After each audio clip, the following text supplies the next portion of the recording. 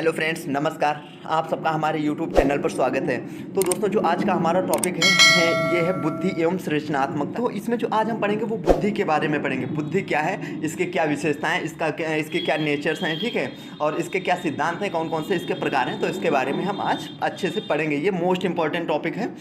इसमें एक क्वेश्चन तो आता है, वो भी लॉन्ग में, जैसा कि आप सामने देख भी पा रहे हैं। ये क्वेश्चन 2013 में आया हुआ, 2016 में, 2018 में। दूसरी बात, बुद्धि एवं सृजनात्मकता जो आपका यूनिट है, इसमें 2007 में भी क्वेश्चन आया हो, 2011 में, 12 में, 13 में, 16 में, 17 में, 18 में, लगातार कुछ 19 में भी लगातार क्वेश्चन आया हुआ है। कहीं बुद्धि से आएगा तो कहीं सृजनात्मकता से आएगा, पर आता जरूर है।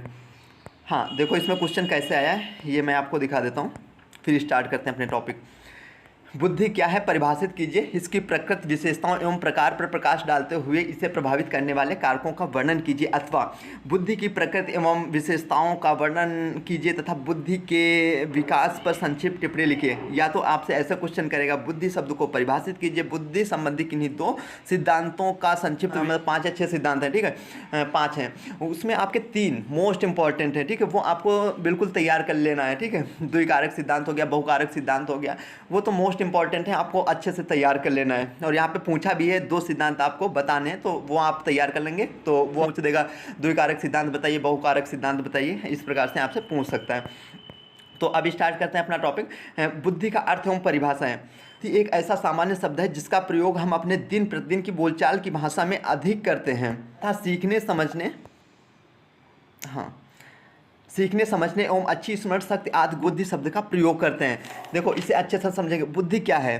बुद्धि एक कार्य करने की विधि है। बुद्धि अमूर्त विचारकों के बारे में सोचने की एक योग्यता है। एक होता है अमूर्त विचार, ठीक है, एक होता है मूर्त। मतलब अमूर्त होता है जिसे केवल कल्पना करना, जिसे ना मतलब दिखना नहीं, केवल उसका कल्पना करना, ठीक है। बुद्धि एक सीखने की योग्यता है, ठीक है, समस्या समाधान की एक विधि है, योग्यता है, ये है बुद्धि। अब इसकी देखो परिभाषा, ठीक है, वुडवर्थ के अनुसार इन्होंने क्या बताया, बुद्धि कार्य करने की एक विधि है। इन जो परिभाषा दी उन्होंने बताया, बुद्धि अमूर्त विचारकों के बारे में सोचने की योग्यता है, दी है परिभाषा, वो दी गत अनुभवों से लाभ उठाने की योग्यता ही बुद्धि है।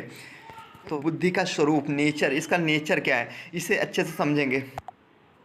बुद्धि का स्वरूप सीखने की योग्यता, ठीक है, नेचर ऑफ इंटेलिजेंस, सीखने की योग्यता, एबिलिटी ऑफ लर्निंग के अनुसार बुद्धि सीखने या अनुभव से लाभ उठाने की एक क्षमता है। बुद्धि क्या है? बुद्धि जो है सीखने या अनुभव से जो लाभ उठाने की एक क्षमता है। या हम कह सकते हैं व्यक्ति समाज में ही रहता है, समाज से ही सीखता है, ठीक है, ज्ञान भी अर्जित करता है। तो जो व्यक्ति अधिक से अधिक ज्ञान ग्रहण कर लेता है उसे समाज एक उच्च स्थान दे देता है, ठीक है। फिर समस्या समाधान की योग्यता, बुद्धि वह शक्ति है जो हमको समस्याओं का समाधान करने और अपने उद्देश्यों को प्राप्त करने की क्षमता देती है।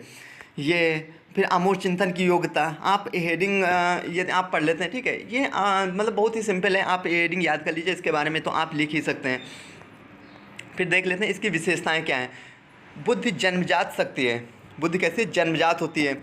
पाश्चात्य मनोवैज्ञानिक बर्ट जेंसन आदि ने अपने अनुसंधान के आधार पर बताया कि व्यक्ति की बुद्धि वंशानुगत होती है। जिस प्रकार लंबाई वंशानुगत होती है उसी प्रकार बुद्धि भी वंशानुगत होती है, ठीक है। बुद्धि क्या होती है? एक वंशानुगत होती है, एक जन्मजात शक्ति है।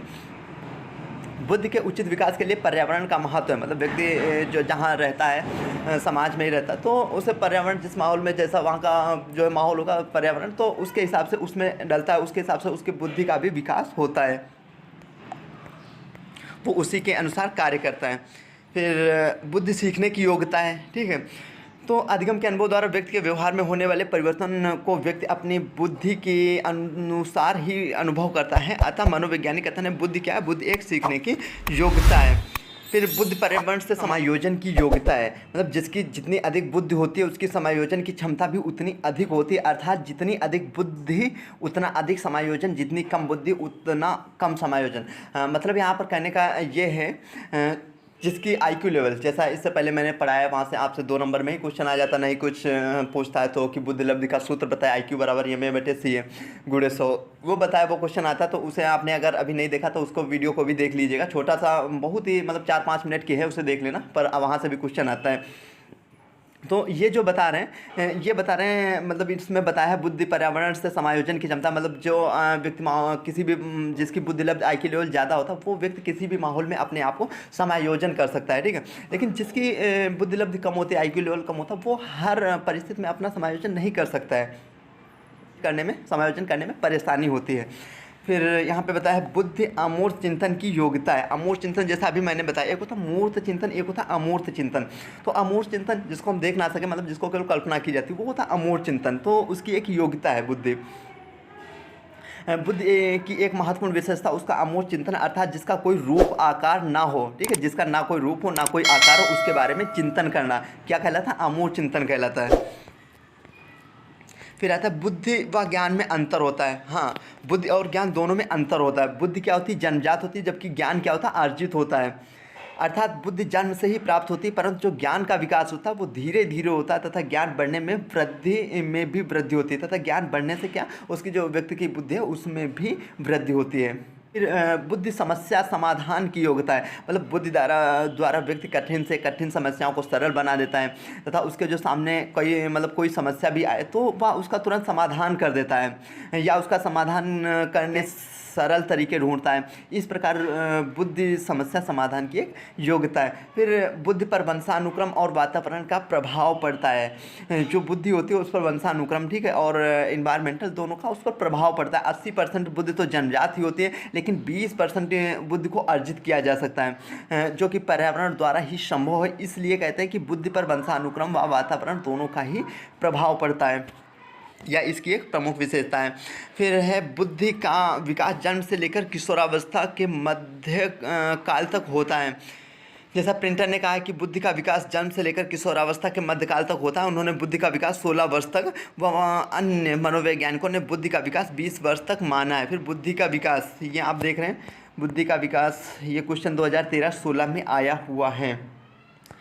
तो आज के लिए इतना ही। अगला जो टॉपिक रहेगा, क्योंकि वीडियो फिर काफ़ी लेंथी हो जाएगा ना, तो उसमें बुद्धि के सिद्धांत पढ़ेंगे। कौन कौन से बुद्धि के सिद्धांत, ये मोस्ट इंपॉर्टेंट हैं, देख रहे हैं आप।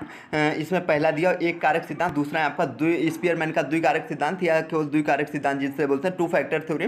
फिर बहुकारक सिद्धांत, जिसमें मोस्ट इंपॉर्टेंट है आपका द्विकारक सिद्धांत, हाँ द्विकारक सिद्धांत, बहुकारक सिद्धांत, तथा थर्नटाइड का समूह कारक तत्व या तत्व सिद्धांत। ये आपके जो 3 हैं ये मोस्ट इंपॉर्टेंट हैं, ये आपको बिल्कुल तैयार कर लेना है। जैसा ठीक है, ये हम आपको अगले टॉपिक में बताएंगे, बहुत अच्छे से वहाँ पे समझाएंगे अगले पार्ट में। तो ठीक है, आज के लिए इतना ही, मिलते हैं अगले टॉपिक में। यदि आप मेरे चैनल पे नए हैं तो चैनल को लाइक कीजिए, शेयर कीजिए, और नए हैं तो सब्सक्राइब कीजिए, बेल आइकन भी दबाइए, ताकि आने वाली हर वीडियो की नोटिफिकेशन आप तक पहुंच सके।